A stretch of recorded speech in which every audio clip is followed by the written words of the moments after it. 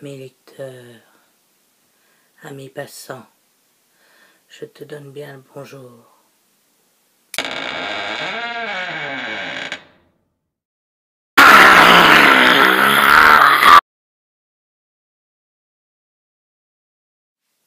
Mais enfin, Mogwai, que t'arrive-t-il? C'est le Halo Book. Tu sais ce que c'est, toi? Le Halo Book. Le Halo Book?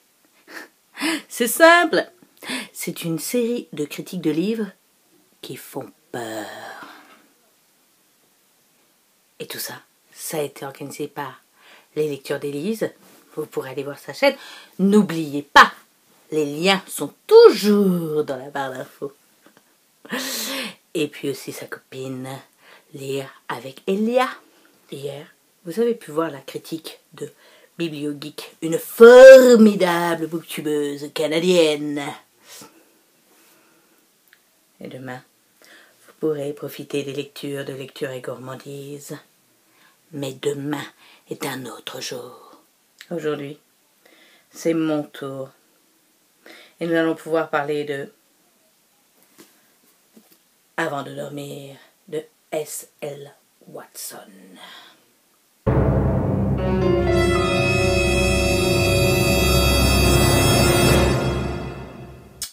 Imaginez, vous vous réveillez un matin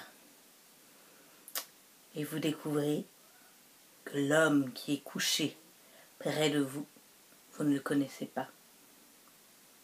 Puis, vous foncez dans la salle de bain et là, que découvrez-vous? Vous avez 25 ans de plus que quand vous êtes couché. C'est ce qui arrive à Chris. Chris a en effet une amnésie générale. Tous les matins, elle se réveille et croit qu'elle a 29 ans. Et cela est dû à un grave accident qu'elle a eu, justement, lorsqu'elle a eu 29 ans. Tous les jours, elle doit découvrir sa vie. Et pour cela, il y a le fabuleux docteur Nash qui vient l'aider, qui l'informe sur son mari, sur son enfant, sur sa famille ou son accident. Pour bien se rappeler de tout et avoir confiance en le docteur Nash, elle note tout dans un petit carnet qu'elle cache à son mari et qu'elle peut lire à loisir chaque matin grâce à l'aide du docteur Nash qui l'informe de son existence grâce à un appel. Surprise. Mais voilà, petit à petit, les questions se posent. Ben, peut-on lui faire confiance? Le docteur Nash, est-il vraiment le docteur Nash? Et cet accident, était-ce vraiment un accident?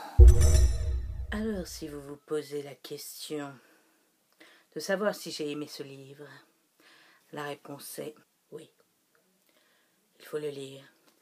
Si vous aimez les surprises, si vous aimez l'angoisse, si vous aimez le suspense, si vous aimez quand le livre vous amène dans des endroits les plus reculés de votre inconscient, si vous aimez observer, si vous avez peur de vous-même, lisez ce livre.